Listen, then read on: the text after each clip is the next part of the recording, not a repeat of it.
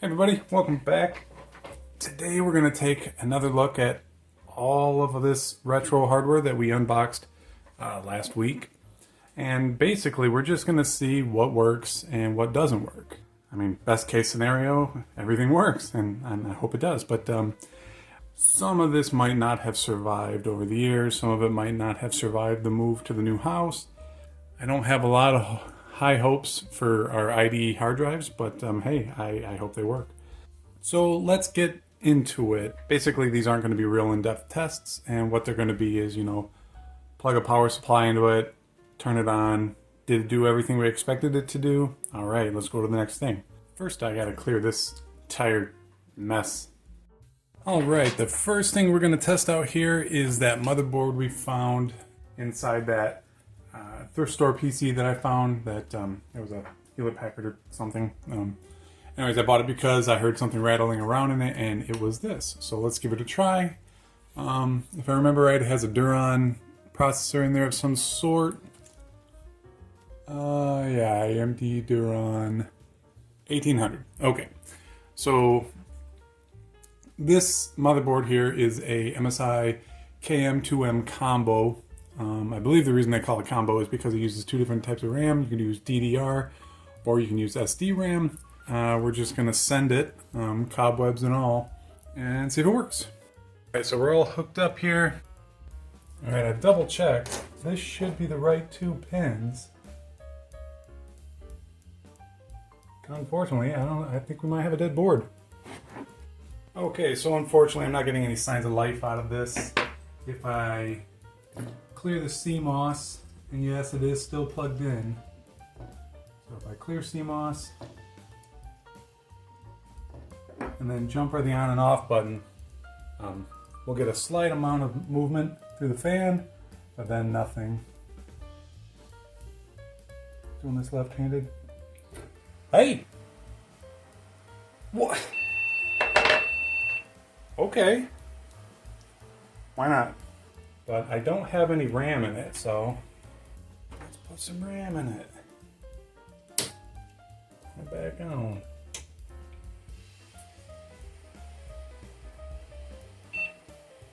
That's a good sound. Look at that! We just had to beat it up a little bit to get it to come on. Yeah, battery's dead. Advanced CMOS, quick BIOS. Pretty standard stuff. Nothing exciting in here. I did notice when I was looking it over that these two capacitors right here are bulged. Not completely bulged or leaking, but not in great shape. But hey, she's working. So now that we have a working little test bed here, we should go through our entire stack of AGP video cards. In no particular order, let's start with the TNT2 Vanta. It's Asus card. It's the Rivia TNT2 64 chipset, and it says up here 16 megabytes. So let's give it a go. I don't know if on this motherboard you have to change it so that, no, you don't. So it looks like it works. I do notice that we got some cut off over here, but it's probably, some calibration with the monitor, but that looks like it works. On to the next one. Next up, we got the AGP, well, there it is. AGP V3800 32 meg Asus card. I don't know if this is a TNT2 Vanta or what it is. I remember we looked it up last time, but I don't remember exactly what it is. So let's throw it in there and see what it does. All right, 32 megabyte Asus card. Let's go.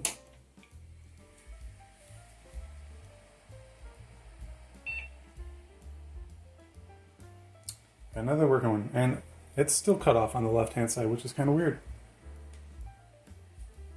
Let's see here if this will. Yeah, see, it was just had to be calibrated. Sweet. Let's check whatever's next. So now we'll try the GeForce 2MX. Here we go.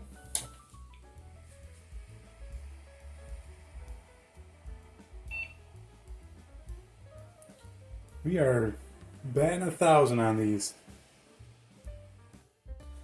Alright, well unfortunately, and I didn't notice this when I was going through the cards initially, I do have 3 AGP cards that are the 3.3 volt type.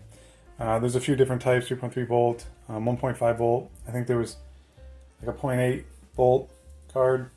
Anyways, or not card, but slot. These are 3.3 volts only, and I don't have any AGP boards that are 3.3 volts only.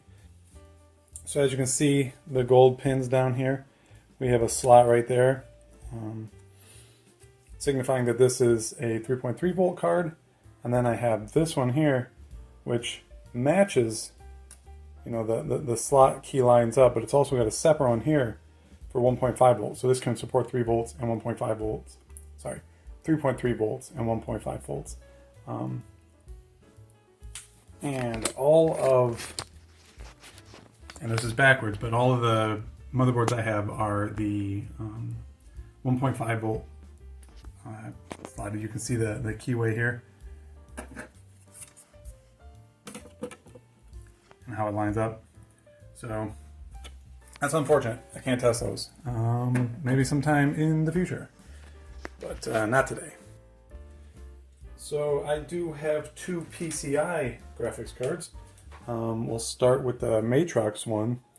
Well, if you remember when I was talking about this in my other video, which you can go check out right here, if you haven't already. I was kind of excited to get a Matrox card. I'm seeing that this version with the low, onboard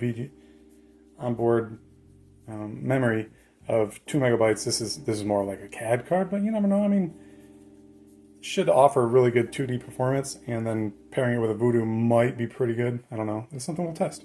Not today, but we'll test it eventually. Anyways, let's see if it works. All right, Matrox card. Please.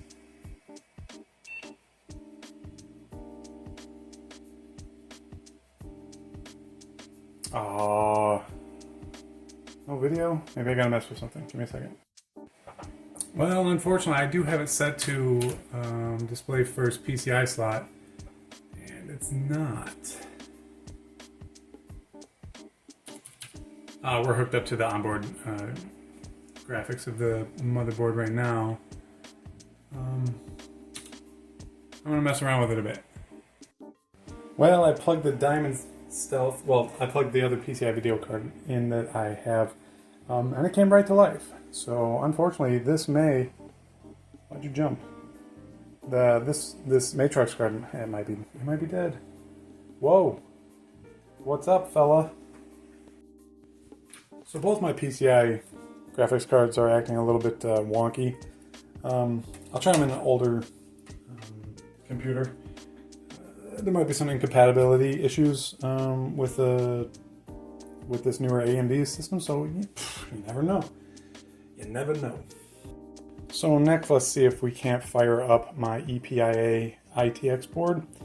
This particular one is an EPIA 800. I believe there's also an EPIA 5000. I don't know what the difference between the two are, but this is the one I got, the 800. And it was sold to me as a working thing, so I'm sure it works. I hope it works, but I've had this for a long time sitting in a box, so, you know, anything could happen. It's a good sign. It's a loud little fan. There we go. The boots failure, yeah, that makes sense. How do I get into BIOS? Spam delete. There we go. There we go. Standard CMOS. Whoa.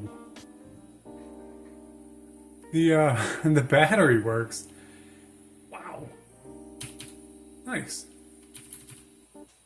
Okay, what can we find out about this thing real quick? God, that little fan is terrible. I gotta see if I can fix that.